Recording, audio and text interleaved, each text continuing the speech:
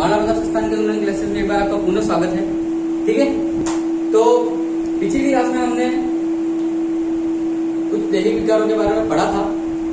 अमरूद, अनार, अंगूर के बारे में। अंगूर में पिंक बेरी होता है और एक हैन एंड चिकन विकार होता है।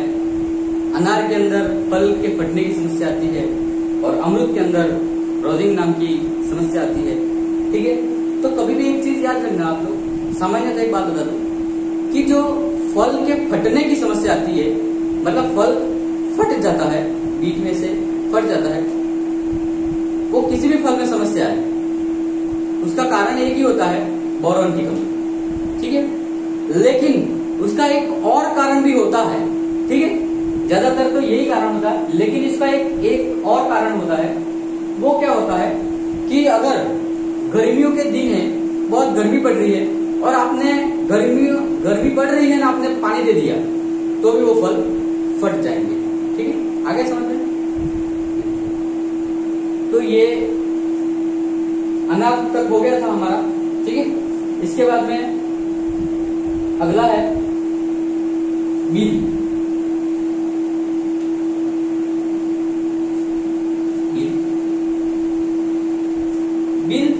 अब ये कौन सा फल है, तो आपको बता दूं कि हॉर्टिकल्चर में इस फल की बहुत ही ज्यादा महत्वता है।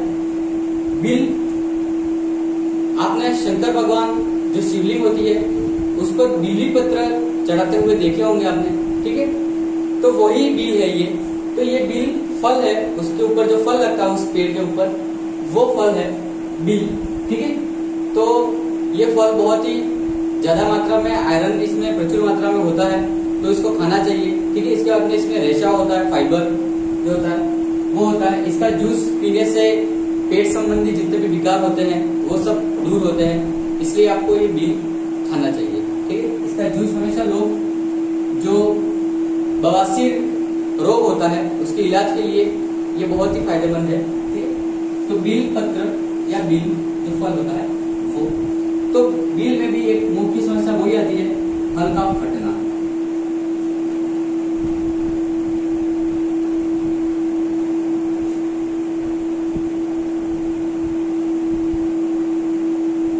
फल का फटना, तो आपको पता ही है कि फल किसके कारण फटता है, बोरॉन के कारण फटता है, तो बोरॉन का छिड़काव करेंगे। ठीक है,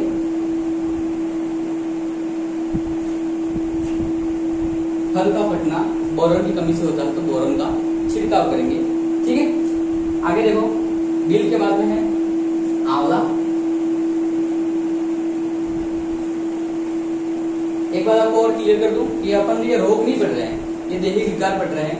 रोग दो प्रकार के होते हैं, एक तो दैहिक विकार होते हैं अंदर से जो उत्पन्न होते हैं, और एक होते हैं जो बाहरी कारणों से होते हैं। तो बाहरी कारणों वाले हम इसके बाद में पढ़ेंगे, अभी जो आंतरिक कारण है उसके बारे में पढ़ेंगे।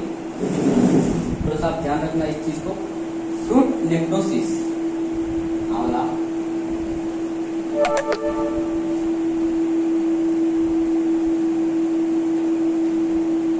फ्रूट नेक्रोसिस,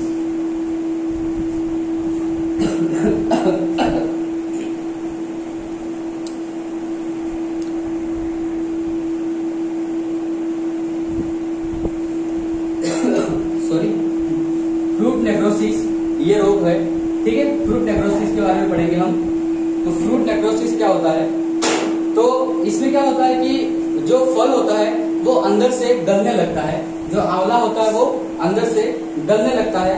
तो एक्चुअली में ये भी बोरॉन की कमी से ही होता है। किसकी कमी से होता है, बोरॉन की कमी से होता है। तो बोरॉन की कमी से अगर ये होता है तो क्या डालेंगे हम इसमें, बोरॉन का ही छिड़काव करेंगे। ठीक है, इसमें क्या करेंगे हम, बोरॉन का छिड़काव करेंगे। बोरॉन के छिड़काव से ये समस्या दूर होती है। आंवला में फ्रूट नेक्रोसिस मतलब आंतरिक गलन, इसको हिंदी में लिख देना आप यहाँ पे, आंतरिक गलन। ठीक है, आंतरिक गलन या फ्रूट नेक्रोसिस, आपको ज्यादातर फ्रूट नेक्रोसिस ही दिया जाएगा, आंतरिक गलन नहीं दिया जाएगा। ठीक है, ये आंवला, ये छोटे छोटे फल हैं, उनके एक ही रोग है, ज्यादातर है। अब आता है अपना केला। केले में कोई देखिए आता नहीं है ज्यादातर, और अगर आता भी है तो इतना खास नहीं है, लक्षण उसके नजर नहीं आते हैं, बस एक ही है। तो केले के बारे में लिखना, केला, फिगर रोड। देखो आपने देखा होगा, कभी केला खाया होगा तो कभी क्या होता है कि वो केला पिचक जाता है, काला काला पड़ जाता है अंदर से, और ऊपर से भी काला काला हो जाता है और पिचक जाता है, उसको ही कहते हैं फिगर रोड। ठीक है, ये एक्चुअली होता क्यों है, तो ये जो खेती होती है उसमें न्यूट्रिएंट्स की कमी हो जाती है, इसके कारण फिगर रोग होता है। तो इसका कोई उपचार नहीं है, बस इसको एक प्रबंधन कर सकते हैं, इसका प्रबंधन के अंदर क्या कर सकते हैं कि जो पौधे से पौधे की दूरी होती है, पौधे से पौधे की दूरी बढ़ाना, इसका प्रबंधन यही है कि पौधे से पौधे की दूरी बढ़ाई जाए तो ये रोग नहीं होता है या कम होता है। ठीक है।